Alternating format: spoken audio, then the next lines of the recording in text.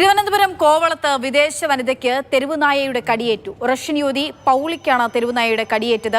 TS Harikrishna വിവരങ്ങളുമായി ചേരുകയാണ്. ഹരി, കോവളത്ത് വിദേശികൾക്കെന്നല്ല സ്വദേശികൾക്ക് പോലും രക്ഷയില്ലാത്ത വണ്ണമാണ് തെരുവുനായ ശല്യം. അതിരൂക്ഷമായിട്ടുള്ള പ്രദേശമാണ്. ഇപ്പോൾ ഈ സഞ്ചാരിക്ക് വിനോദസഞ്ചാരത്തിനായി എത്തിയിട്ടുള്ള ആളായിരിക്കണം. ഇവരുടെ സാരമായിട്ട് ഏറ്റിട്ടുണ്ടോ കടിയിൽ? പൗളിയുടെ വലതു കാലിനാണ് കടിയേറ്റിരിക്കുന്നത്. ഇന്ന് വൈകിട്ട് ഒരു 6 മണിയോടുകൂടിയാണ് ഈ സംഭവം ഉണ്ടാകുന്നത്. ഈ സംഭവം നടന്ന സ്ഥലത്ത് ഒരു റെസ്റ്റോറൻ്റ് ഉണ്ട്. അപ്പോൾ റെസ്റ്റോറൻറ്റിലെ ആളുകളുമായി സംസാരിച്ചപ്പോൾ അവർ പറയുന്നത്, അതായത് പ്രത്യേകിച്ച് പ്രകോപനമൊന്നും ഇല്ലായിരുന്നു, പൗളിന നടന്നു പോവുകയായിരുന്നു. ആ സമയത്താണ് തെരുവുനായ വന്ന് കടിച്ചത്. വലതു കാലിന് പരിക്കേറ്റു, ഗുരുതരമായി പരിക്കേറ്റു. അവിടുത്തെ സ്വകാര്യ ആശുപത്രിയിലേക്ക് കൊണ്ടുപോയി എന്നറിഞ്ഞു.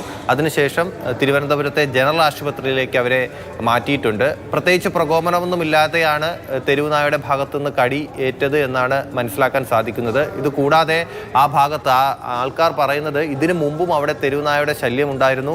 ഒരു ലൈഫ് ഗാർഡ് പിന്നെ മറ്റ് 2 പേർ, ഇവരെയൊക്കെ ഇതിനു മുമ്പ് നായ കടിച്ചതായിട്ടുള്ള പരാതികൾ അവർ പറയുന്നുണ്ട്. നമുക്കറിയാം 2-3 ദിവസമായേ ഉള്ളൂ സുപ്രീം കോടതിയിൽ നിന്നൊരു നിർദ്ദേശം വന്നിട്ട്, അതായത് പൊതു ഇടങ്ങളിൽ തെരുവുനായയുടെ സാന്നിധ്യം ഉണ്ടാകാൻ പാടില്ല, സർക്കാരിൻ്റെ ഭാഗത്തു നിന്ന് കൃത്യമായ ഇടപെടൽ അതിന് വേണം എന്നുള്ളൊരു നിർദ്ദേശം വന്നിട്ട്. പക്ഷേ ഈ കോവളം എന്ന് പറയുമ്പോൾ തന്നെ വിനോദസഞ്ചാര മേഖലയാണ്. വിദേശികൾ മാത്രമല്ല, ഒരുപാട് വിനോദസഞ്ചാരികൾ എത്തുന്ന സ്ഥലമാണ്. പക്ഷേ തെരുവുനായ്ക്കളുടെ ശല്യം അവിടെ ഉണ്ട് എന്ന് നാട്ടുകാർ ഇപ്പോഴും പരാതി പറയുന്നുണ്ട്.